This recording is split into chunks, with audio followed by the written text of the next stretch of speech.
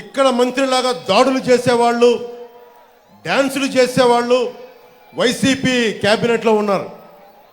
ఇంతమంది ఈరోజు నేను మీకోసం చప్పట్లు కొట్టించుకోవడానికి రాలేదు, మీకోసం మేమందరం నిలబడడానికి వచ్చాం. ఇక్కడికి తగ్గాం మేము.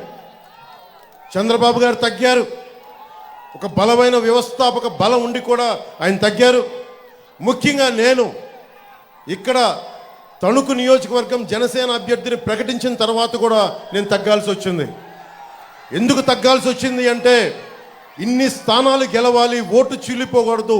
దాంట్లో భాగంగా మా అన్నయ్య నాగబాబు గారి సీటు కూడా అనకాపల్లి పార్లమెంటు అభ్యర్థిగా ప్రకటించి కూడా మన భారతీయ జనతా పార్టీ కేంద్ర నాయకత్వం అడిగినప్పుడు దాన్ని నేను తీసుకొని మా అన్నయ్య గారికి కూడా క్షమాపణలు చెప్పి పెద్ద మనసుతో అర్థం చేసుకోమని నేను తగ్గాను.